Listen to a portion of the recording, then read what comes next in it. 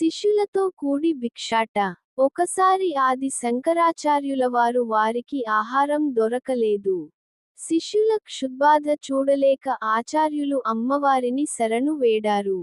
అప్పుడు ఆయన గానం చేసినదే అన్నపూర్ణాష్టకం. అమ్మవారు ఎంతో ప్రేమగా అందరికీ వండి వడ్డించింది.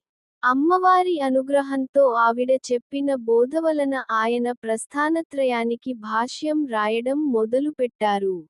ఆవిడ పెట్టిన జ్ఞానభిక్ష స్వీకరించిన ఆదిశంకరులు అత్యద్భుతమైన రచనలు చేశారు.